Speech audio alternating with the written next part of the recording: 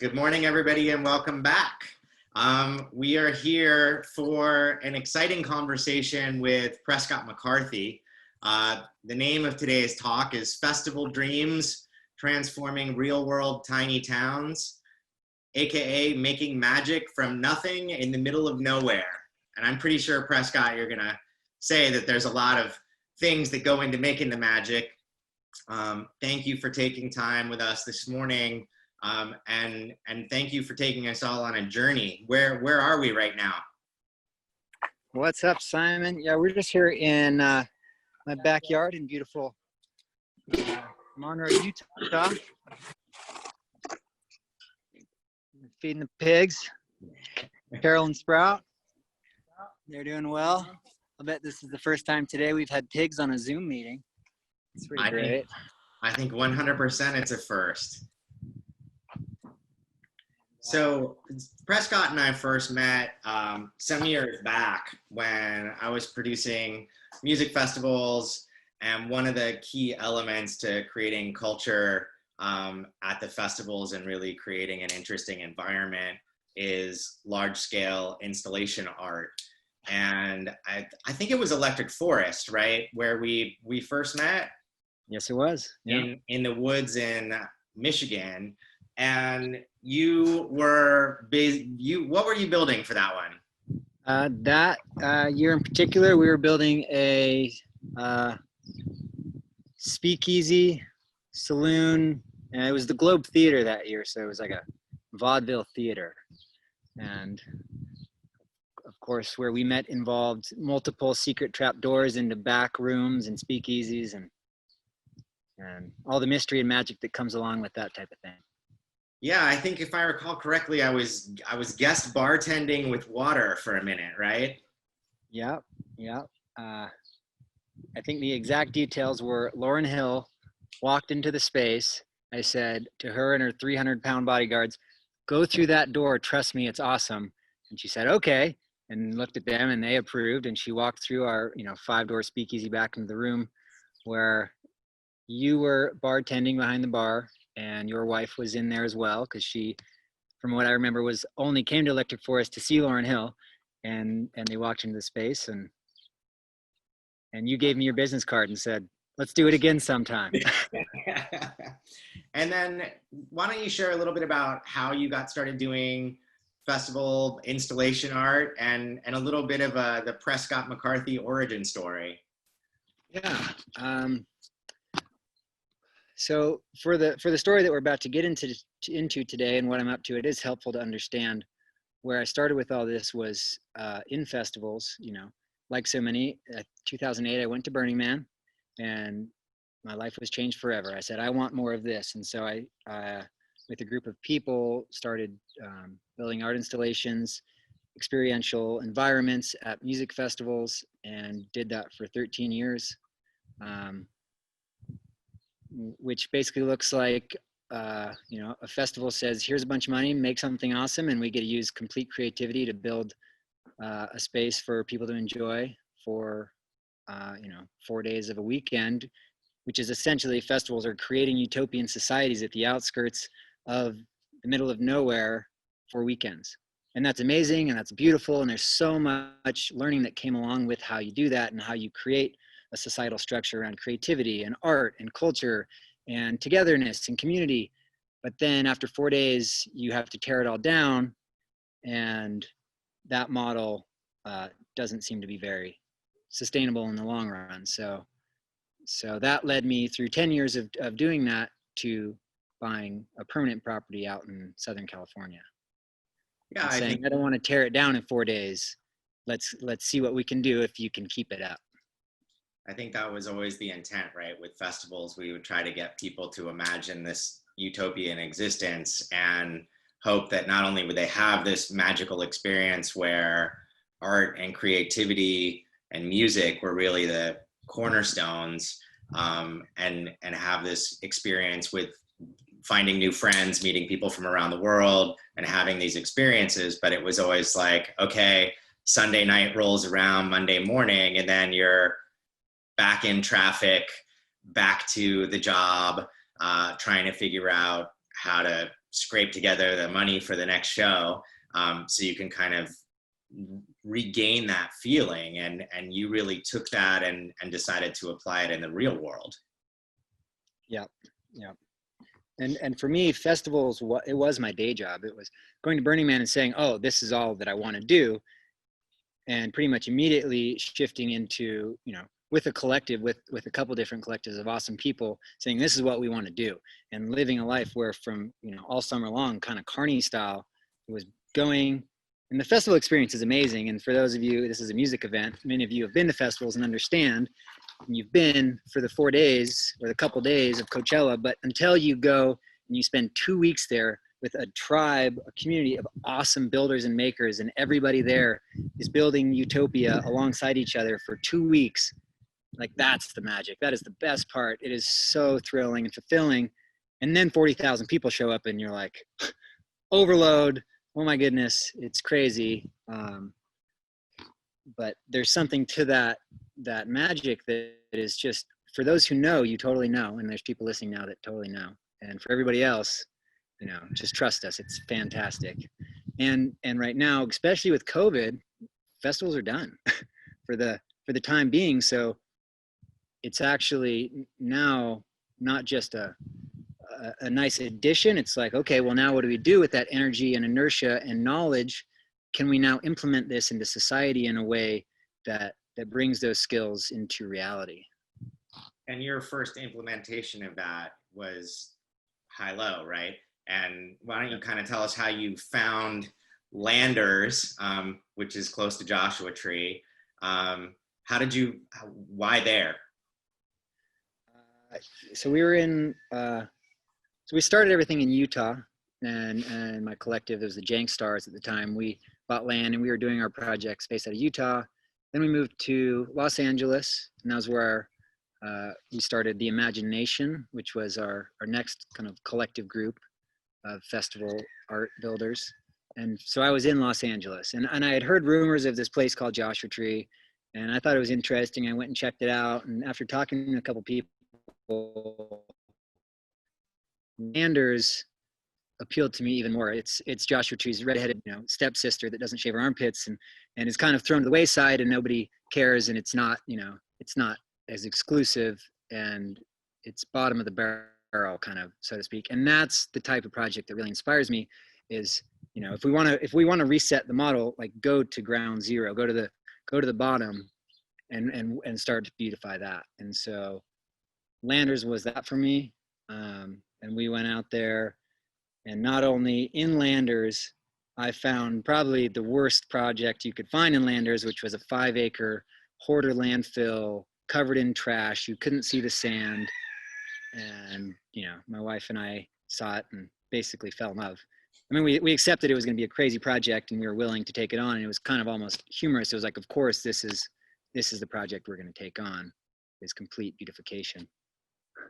And you have some pictures of what it looked like before that you can share, right? I do, yeah. We could pop open. We can take a little journey. And so, what was the price of the place in Landers? So yeah, that's also an addition to why I like starting at the bottom of the barrel of the projects. So here is the screen view. This was the Google Maps screenshot that we took when we saw the parcel listing, and we said, oh, of course. I totally just laughed. I was like, of course, this is the project we're about to take on. And there's kind of a guilty pleasure in, like, cleaning out your uncle's attic, or like, the weird stuff that comes along with a project like this. And that was all fun. And circling back on what you were just asking, is this, as an artist, all I do is, all my income comes from the art that I make. This project was $20,000 to buy this property. The bank basically cut $30,000 off of the land value, because that was what they were appraised by a cleaning crew to clean it up. And so I was able to actually afford it, which is really why we start there, is because what can you afford? And it's the same as any gentrification model. The artist moves to the poorest neighborhood, makes it beautiful. And so part of what we're doing is kind of restructuring that concept of of gentrification, where if we can get in at the ground level and work on beautifying things, but actually be owning it, then the greed machine can't necessarily come in and kick us out. We can then continue to beautify and hold on to the projects. And what were some of the treasures you found in this vast heap of trash that had been hoarded on the property? I mean, so much stuff. He was a collector of so many different weird things. There's my wife sitting in the piles on our first day. We can't see it, Prescott. Are you not? Oh my gosh. So sorry. We're not even looking. Screen share. Let's try that again. All right. That looks better. Now we're there. Oh, Simon, technical difficulties. Okay, here we go. I was just waiting for the appropriate moment. There we go. That's the map and that's the property there, right? Yep. So that was the screenshot of the Google Maps of the day we bought it. And that's 5 acres. But this 2 right about here, 2 or 3 acres was just pure trash. So that was where we started. And you can hop online right now. You can go to highlowhomestead.com and get some images of what it looks like now. And I'll show you some in a minute here.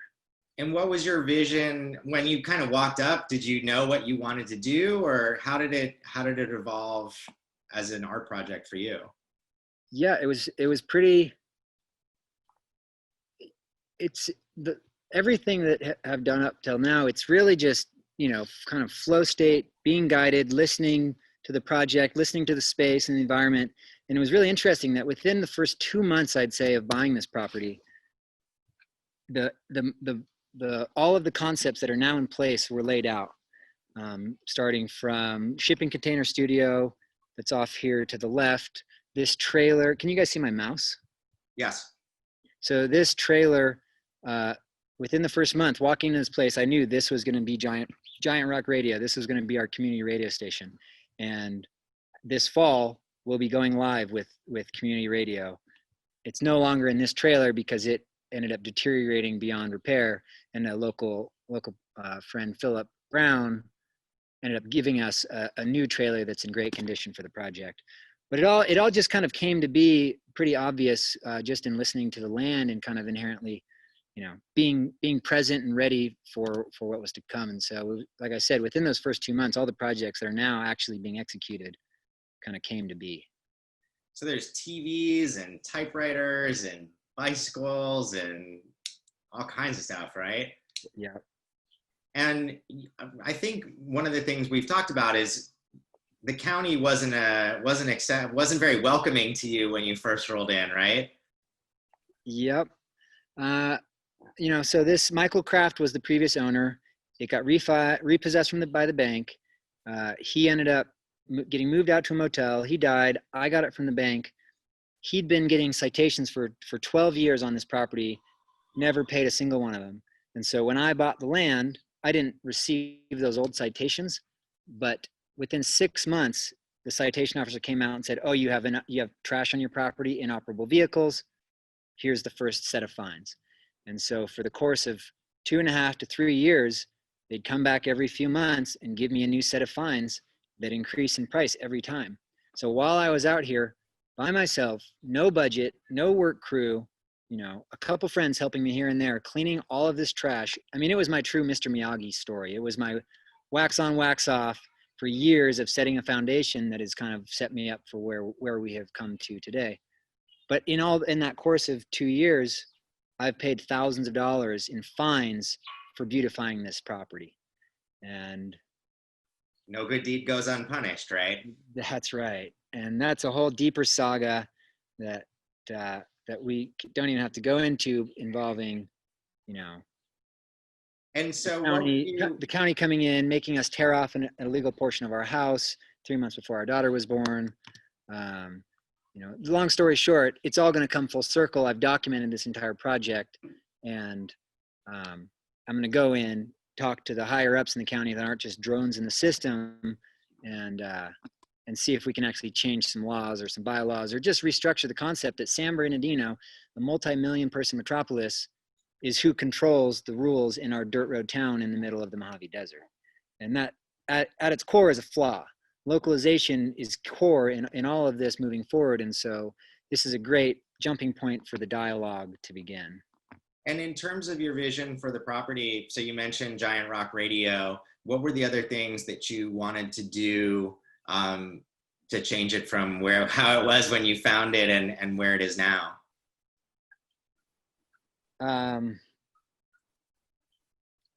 Sorry, rephrase that one more time. I kind of missed that question. Sure, just in terms of what you want to achieve on the property now. You've got art installations around. It's become a place for people to gather. What are the different elements of that? Yeah, so it's 5 acres. And I'm looking at it as many art projects. It's a culture hub for the area. 3-acre sculpture garden, open to the public year round. Every October, we open the entire studio and everything up to the public for the Highway 62 studio art tours, as well as a new art fair that we're starting this fall called the Landers Experiment, which is, the experiment is what happens when you bring art to the middle of rural America. And I think, we already kind of can guess the answer to that, but it'll be a fun to test and see. So studios, recording studio, radio station, public radio station, workshops, writing space, welding, woodworking, the whole 9 yards. We're creating a ceramics, a hub now, a residency space where we can have, we're gonna have 6 different units. People can come stay out, pay for a weekend or 2 weeks or a month at a time. And quiet down there, Bojangles. And I think we're also the only Zoom with chickens and pigs. So we've got the pigs covered and the chickens covered. Good. We got all the bases. And some of the art installations there, they've also appeared at music festivals, right?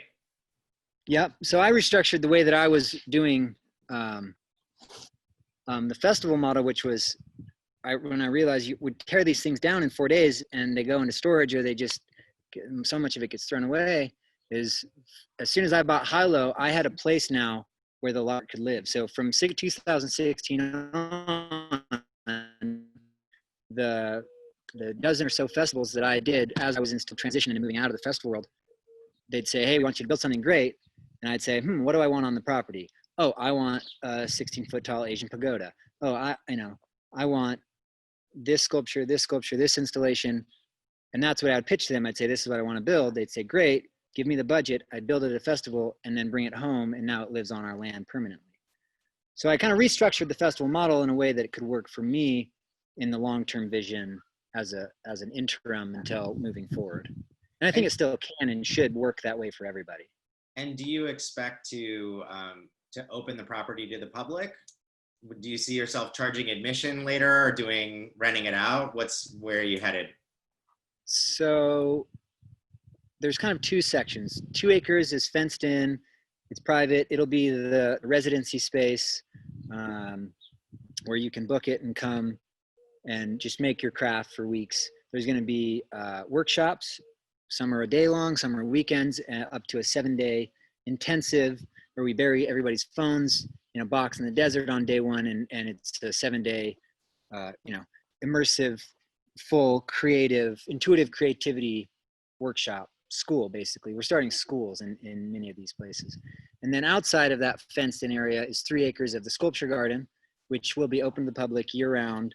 And we're working right now to set up the tech on how we're going to set up basically vintage looking parking meters with Apple Swipe.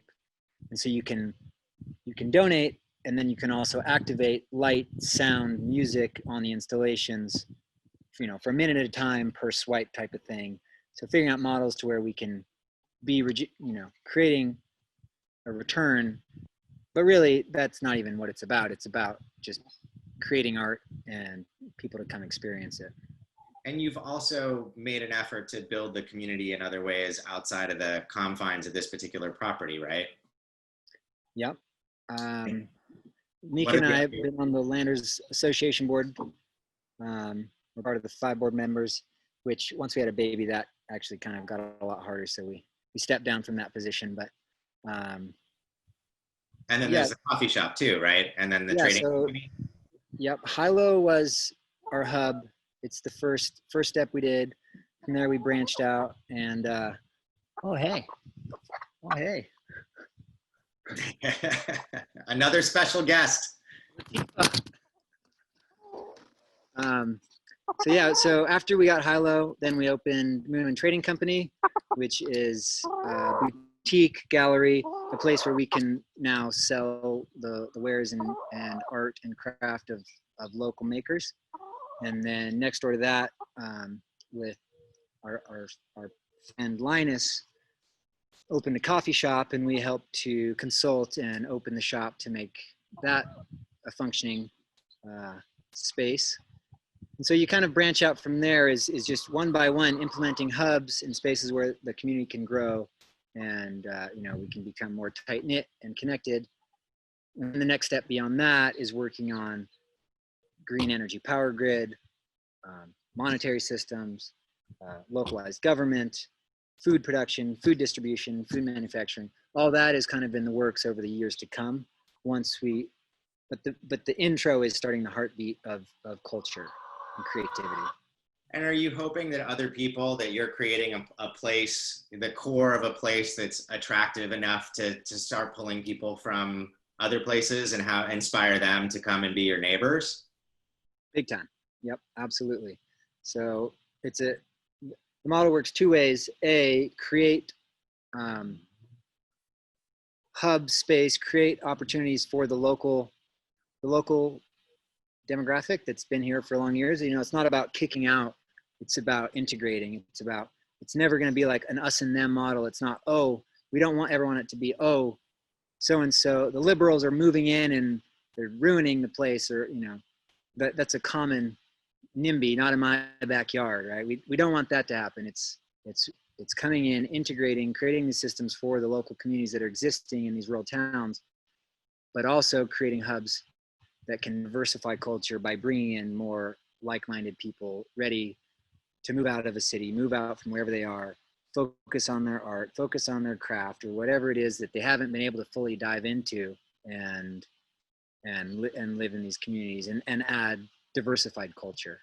And how has the interaction with the prior residents gone? And what are the characters you've met along the way in Landers? Yeah, Landers is a hilarious anomaly of a situation, and it's been great. I think that Joshua Trees had a little harder time integrating with the locals and the newcomers coming in, just because it's been such a big wave, and there's just been some aversion there. But Landers from what I've experienced, it's a different scenario. I mean, let's be real. Half my neighbors are missing teeth. They've had their meth phase. They're living out in the desert to kind of hide away from society, and it's the most inexpensive place. But we've come together, and I'm on such a great relationship with everybody that I know in that community, and they're excited for the change. They're excited for people coming in and bringing the art and bringing diversity and opportunity to the town. Now, of course, there's going to be naysayers in all of this everywhere we go, and that's to be expected. And I think as long as we come in with an authentic, humble attitude and saying, hey, here's what we're trying to do, we want this, like, what's your input on how we can make this work, then we're doing the best that we can. So. And one of the things that you sell at Moonwind Trading Company, and that, if anybody's following your Instagram and path as an artist, you've been pretty prolific with your paintings. And one of the places where you've sold them is at Moonwind. How do they function into the grand vision here? Yep. So here's some more imagery of my paintings. I guess it was a year and a half ago, we had birth to a beautiful little baby girl. And when that happened, it was really like the kibosh on, okay, Prescott, you can't go to festivals for weeks on end anymore to be making your money and building art. You have to figure out how to do it from home. And that was something that was working up to for quite a while, but that made it a reality. So I shifted gears I started producing paintings for the first time in a decade, and they did really well. I mean, they now support all of my my personal life, and most of these projects are being funded right now by these paintings that you're looking at. So I've just been super grateful, super humble, and I'm just in awe every day that people are supporting this art at the level that they are, because that money is coming full circle and going straight back into all of these projects. So. And we saw that image of the paintings on the saws. Where did the saws come from? Yep, the saws. I mean, it's all, you know, one of the key models in all of this is repurposing, redistribution, and using what we using what we can find. So obviously the saws, I find them wherever I can: thrift stores, estate sales, flea markets. Obviously, some came from the property. This art piece in particular is one of the Hilo art pieces that that's all trash from the property. So I'll be having a show here starting this fall into May, when I release my thesis project of my self-proclaimed art school, which is Hilo Homestead, mixed with this art show, mixed with a lot of this philosophy and concept we're talking about. But this art piece right here, this is a dead man's life of collecting. This was from me spending 2 years sorting trash by hand on the property. Everything that I kept now lives in the boneyard, and everything in the boneyard is turning into art. And so this is Michael Kraft's life of collecting trash that he saw as valuable. He passed away, he left it in piles for me to sort, and I'm now making art out of it. So it's really interesting, full circle of this regenerative concept. It's a good metaphor. Yeah, I mean, you're 100% turning trash into art and cast off collected things into art. When you were sorting through things, how did you decide if it was something you should hang on to or something that had no purpose for you and you wanted to get rid of? It's gone through different layers of sifting. In the beginning, it was keeping more than I probably should have. And a year and a half in, really starting to question myself. Am I turning into a crackhead hoarder? Like, what am I doing with myself? And so it just whittles down, and I'd see visions, you know, as a creative, you get these, you can see the vision pretty well. And so I just hold on to the unique items. And now again, this picture, all of this above here is all part of this show that is the Michael Kraft retrospect collection. This is his life's hoarding that I'm now creating artwork out of. And you probably have materials for years to come, right? I do. And so the paintings as well. So these blocks, these are all 2-inch thick alder and poplar cutoffs from the Fender Guitar Factory. So these didn't make it to being guitars, and now they're art. And that was just a random, interesting connection and source that I made. These paintings are all on 3/4-inch plywood that, as often as I can, I get from cabinet makers that I know, furniture makers. So Fire on the Mesa, Anthony is a good friend of mine. He's pumping out beautiful cabinetry in Palm Springs and the high desert. And so every month I can come through and I pick up all this scrap cutoffs, and that's what I paint these on. And the barnwood that surrounds these is old cedar fencing from old fallen fences or Utah barnwood. So all the model ties back into, you know, repurposing as much as you can, because moving forward, we need to think like that. So definitely. Yeah. And this has really served as the fuel for your further expansion and of your ideas and execution in other areas, right? Yep, absolutely. Yeah. So after Hilo, what's the next town and project? So we are now,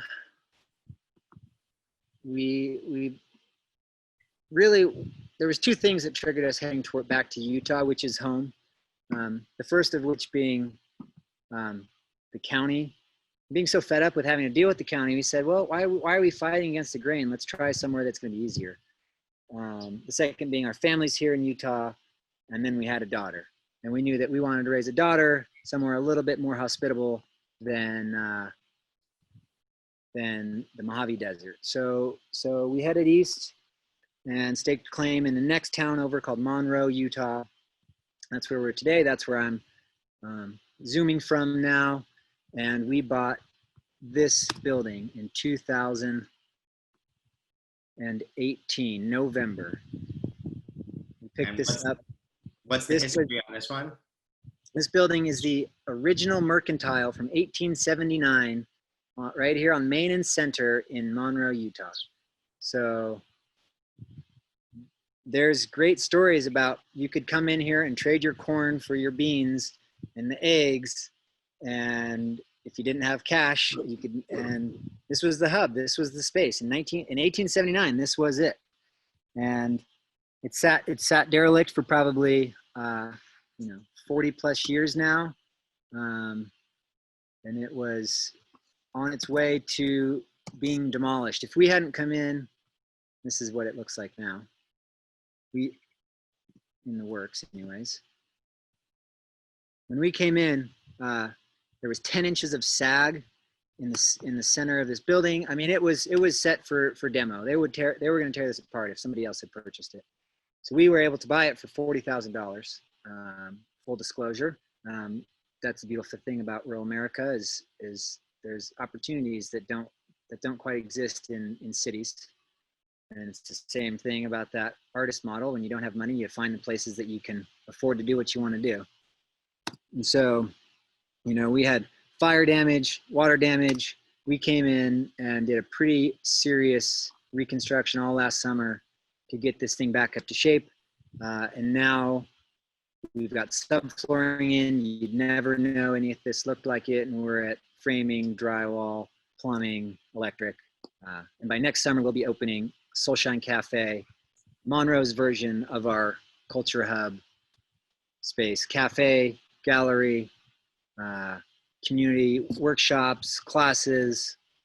We're going to have a little grocery store in the back selling raw milk, cheese, local produce, meat from the butcher. Really just bringing it back to that core that we've forgotten and lost touch with of localization first. And what took you to Monroe specifically? Why that town? So Mika's family, my wife's family owns Mystic Hot Springs right here in the town. Here's an image of Mystic. So 25 years ago, they showed up in Monroe. This hot springs happened to be for sale, and pretty much they never left. And Mystic does really well. The tourism and the traffic that goes through here does really well. So we know that we can, as a backbone to help these projects succeed, the tourism that's traveling through to see this hot springs is enough to launch us to where it's a community-based project, but the tourism in this interim phase will be what helps to sustain and fund the model. And so you're going to start with a cafe, and then what are your other ideas beyond that?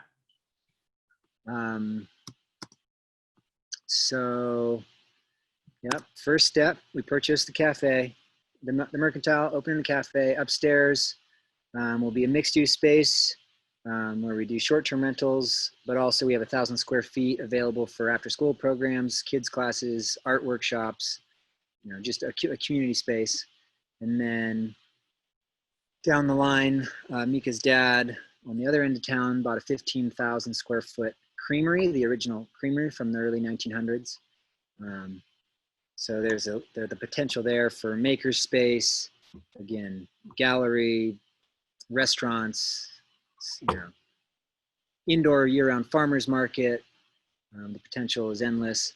And then cruising down 15 minutes down the road, the next town over of Richfield is the latest purchase we just closed on, which is a 1909 two-story building on Main Street in the next town over, which is it's a dead Main Street. It's asleep. There's nothing happening. There's closed businesses and tax firms, and so we're opening up the upstairs, a co-work office space, which I just got this morning. I had a meeting with the small business department here in the county. There's actually grant money right now to put co-work spaces into rural Utah. So that's great. We're going to be able to get grants for that project. And downstairs, we're opening a bike shop and cafe. And what do those grants look like? How much are they for? So right now, Utah has $250,000 to put into co-work office spaces in rural Utah. So we'll see what that really looks like. We might be able to get $40,000, which would be insanely epic because we've never really had any real backing on any of this. We're just bootstrapping everything as hard as we can, pulling out personal loans. I just got my first partner on this bike shop project. We're artists. We're coming at this from the standpoint of no income, no resources, and just trying to make it happen the best we can. So grant money will kill your screen share so we can go back to looking at you and yes. the conversation. Great. So what are you thinking? You've become a small town promoter and frontiersman on some level. Right.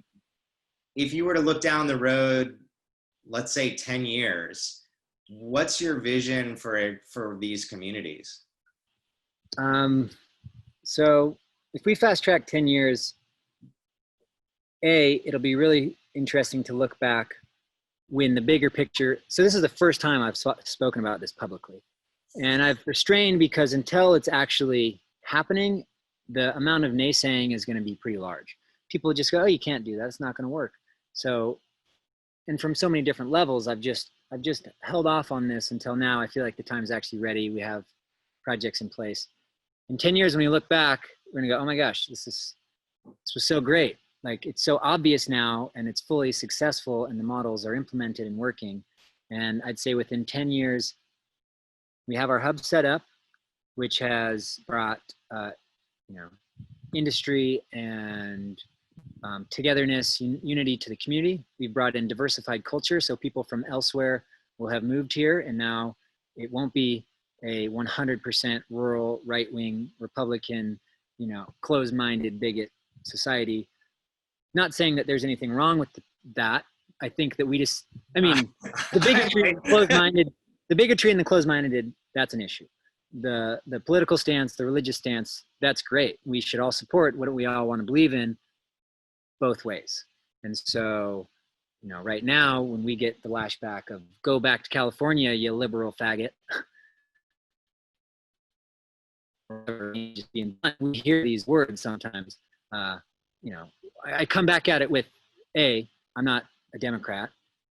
I'm part of the Frontier Party, and I have pigs in my backyard, and I'm one of you, and let's talk about it, and let's talk about the plans of change that we have instead of keep the distance. It's local first. Let's connect. So bringing diversity, and then beyond the hub level, we're going to work on green power grid. So implementing a solar city style rural program so we can power this whole town on its own power grid. Localized food production, localized food manufacturing, localized distribution. So the grocery store here, if we can, people are going to need their mustard, bread, cheese, sandwiches. We're going to still want everything. If we need to shift, and all of this is also based in a concept where stuff actually goes south for us. If the big change happens that we've all kind of been aware of, and you don't want to be a doomsdayer and end of the worlder, but I'm looking at these from the concept of, okay, say if in 10 years we can't drive a Cisco truck from Nebraska out here for our cattle. Well, we have cattle here in town. Let's use them here locally. And so setting up the models now so that if it happens, we're prepared. And if it doesn't, what do we have to lose for localizing society? I think that America as a whole is, Titanic is sort of beyond repair, and we have to jump out into our life rafts as localization and focus on local government first, and which will wake a lot of people up if now there's opportunity to take leadership roles within your own community. So. And what do you think, we just got a question, and one of the people with us, Clint, is considering taking this step himself in the high South. And he asked, what first steps do you recommend to get started with exploration, to get some wins and build confidence? I'm figuring this out every day myself. So it's hard to say for each individualized situation, but Clint, reach out, and I'd love to input more. However, everybody here could reach out more about, I have verbiage written down of what we're doing, and kind of the play-by-plays. And an interesting thing that I'm doing is I've actually filmed everything that we're doing on all these projects. And so come this winter, I'll actually be releasing a YouTube series on all of this. So in as few words as possible, restructuring small town America society as the perfect beta stomping grounds for what all of America needs to do on every scale. And we're documenting the whole process. We're writing what our successes and failures will be, and we're figuring it out just as much as anybody else. And I guess how we're doing it, Clint, is coming in, seeing a need in the town for connection. So creating a hub where we can get people together to unite, liberal, Democrat, religious, atheist, whatever it is. We need to come together and turn off Fox and turn off, liberal radio, whatever it is. Like, the media that's the bigger picture of America is what's kind of pulling us apart and dividing us. And of course, there's a certain demographic of people that own America that want this. We won't go down that track too far. Let's not. I rewind. This is safe space, local, Prescott. Local first. That's all I have to say. So figure out how you can, make your community stronger. And from there, work with local government to say, okay, the pillars of society that we need to fix. Power, how can we redistribute power more eco-friendly? Food, how can we get more food produced locally and distributed locally within our own communities? Schooling, how can we work with schools to have intuitive, creative models that are no longer just a blanket, sit in a classroom, learn what we tell you, but, oh, you're inspired by farming, you're inspired by outdoor recreation, you're inspired by art. Let's foster those models. And then just religion, like, it's okay if you're Jewish and you're Christian and I'm atheist. I don't think there's a white guy with a beard up in the sky that controls everything, but I'm very spiritual, and we need to understand that we can all connect and get along depending on our religious views. And I end up fast tracking to the bigger picture stuff because I can't help it, because it's the compass that's driving all of these projects that we're doing. So how important is it for you, are you actively trying to get people to move to these towns, or people with specific skill sets, for instance? Yeah, absolutely. I mean, we're still setting up the foundation. We're still setting up the restaurant, the cafe, the hub, the school, the outdoor programs. And once they're in place, it's going to happen quick. It's going to be the flip of a switch to say, build it, they will come. Here's the space, run the restaurant, run the outdoor programs, come teach workshops. And there's people in cities and larger areas all over that are ready for it. And COVID really woke us up even more so to say, oh, I don't need to live here anymore. The city actually is not, the beneficial traits of a city aren't even there. I'm going to go back to my hometown and start there.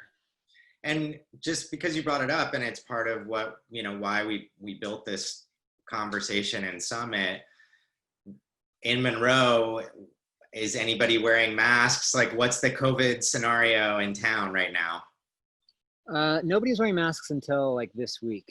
And I'm pretty tuned out. I kind of stopped listening to the whole thing when I saw that it's just kind of ridiculous to listen to all the different facts.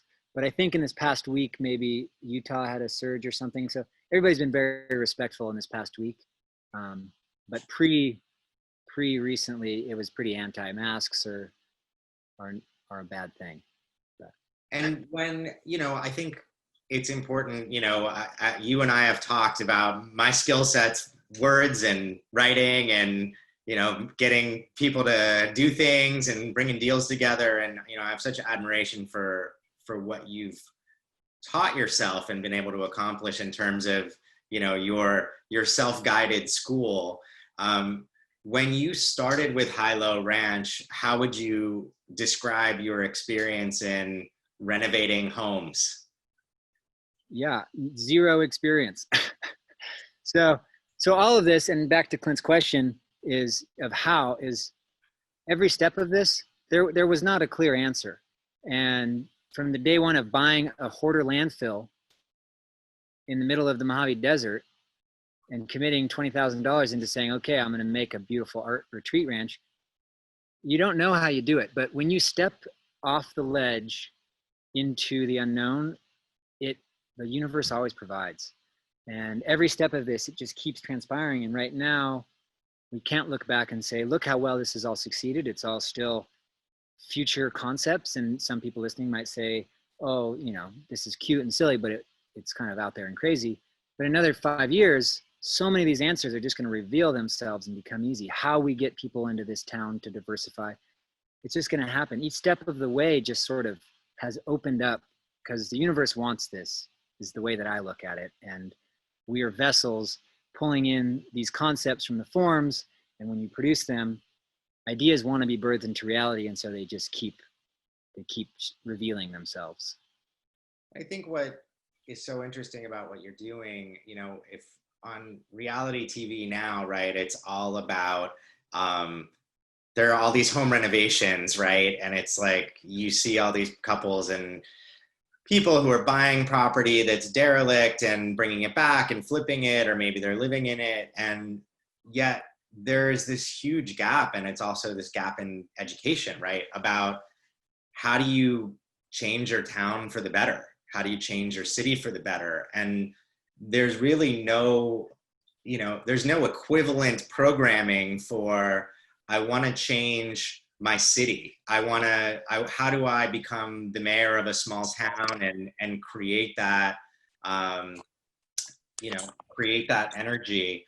And I think the way that you've expanded the frame of your vision, it's really inspiring, because you have put yourself in a position where you could potentially become mayor, right? Does that figure into your plans at all? Yes and no. I don't know what the future holds as far as that direction. I may. Prescott, I think we're struggling with your connection. There you go. Yeah. All right. I hopped on my bike. Perfect. You're going to take us on a tour, right? I am. I'm going to cruise over to the Mercantile so that I can actually show you the project. Perfect. Is the audio still working out all right? Yeah, it's great. But so are we talking to the future candidate is there a mayor in Monroe right now? There is. His name's Johnny. Great guy.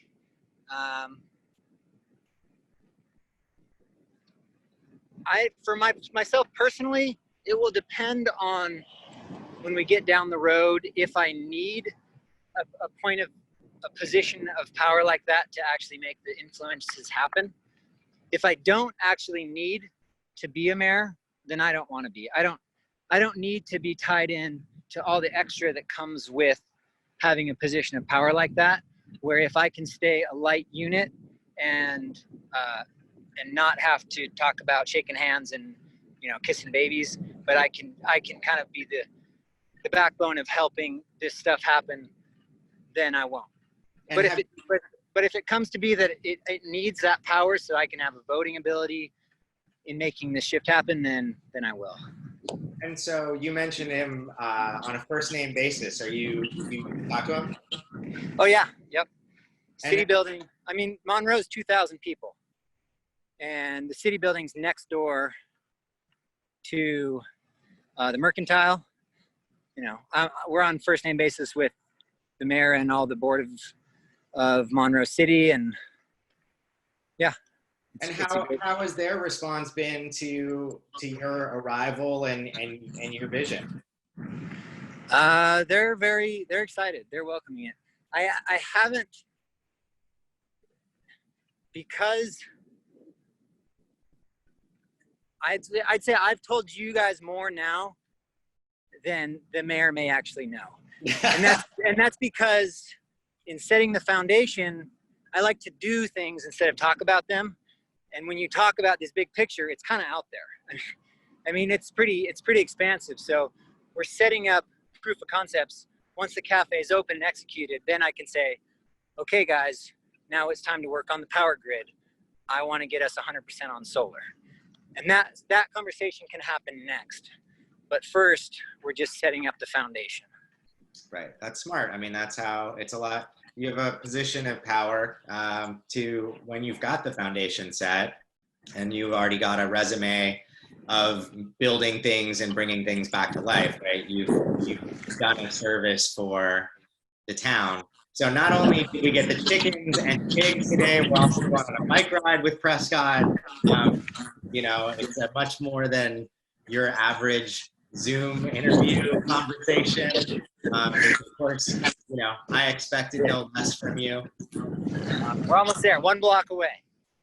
And so, you know, we were talking to a couple of people who've opened these venues in Tulsa, and one who's renovating a venue in Tulsa, and another who built a venue in Des Moines. And, you know, the response from the community and the government is largely positive and welcoming. The fight to exist and create is a little bit lower. Have you encountered some allies in your quest? Oh, so many. You know,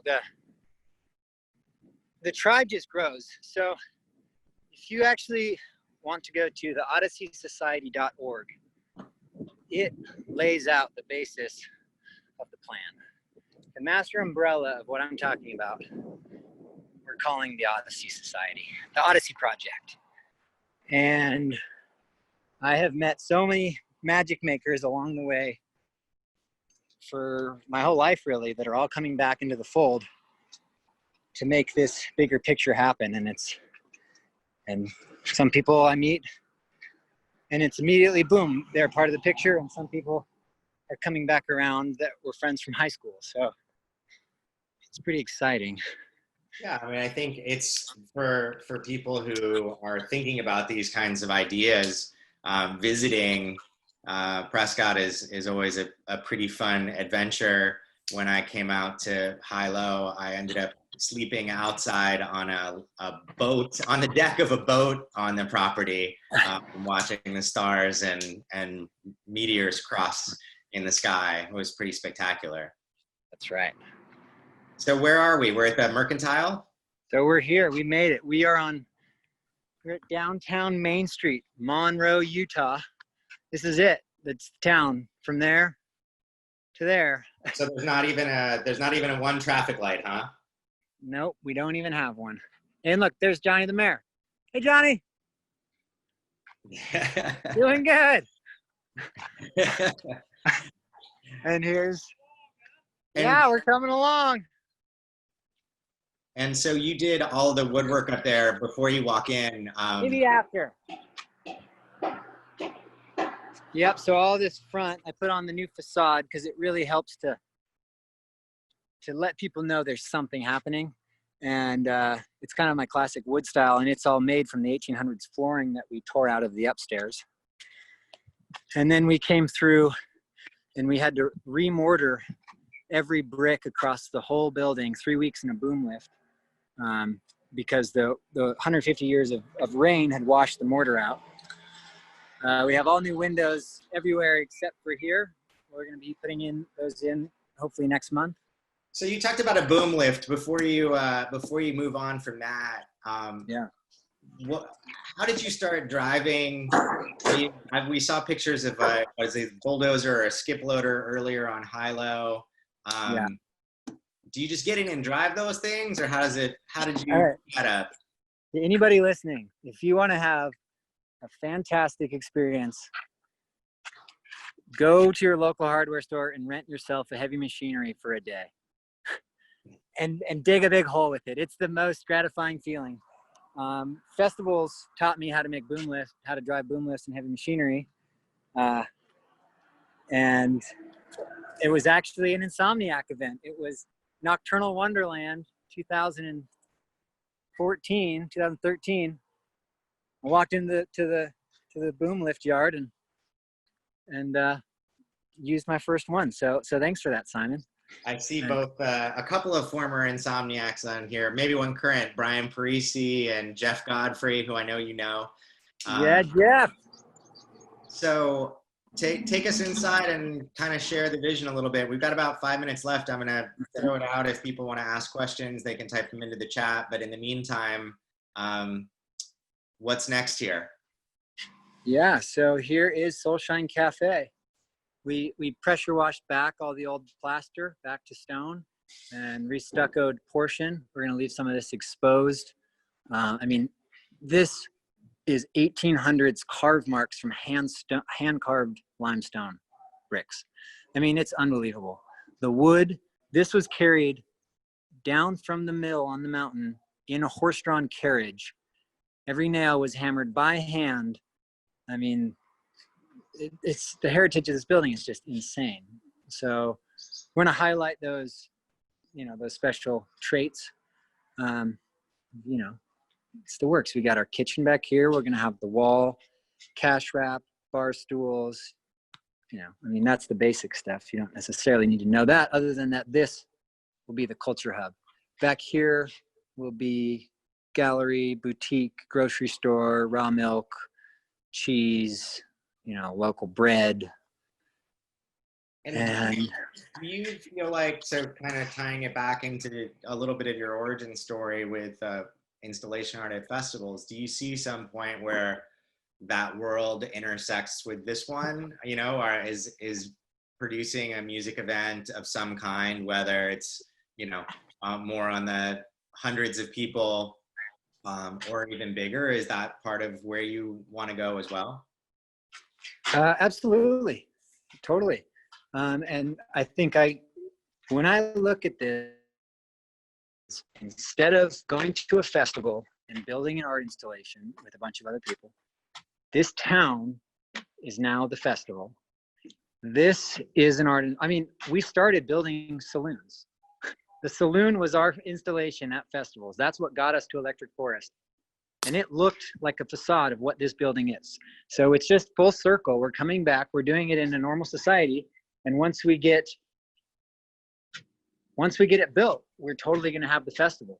And that's going to involve closing down Main Street, having farm-to-table dinner parties, bringing in musicians and bands and artists that we have as dear friends that travel around the world making music. They're going to come and be playing music. We're going to integrate our friends with the local community. We'll be playing bluegrass and folk music, and it will all integrate in the most beautiful way. And it's so exciting for when we get to that point. But right now we're still just building the art installation. I already see Super Tall Paul playing at the intersection outside. Yeah. Super Tall Paul's played at the Hot Springs twice now, actually. Nice. He's already been in Monroe. What's I think it's such a incredibly creative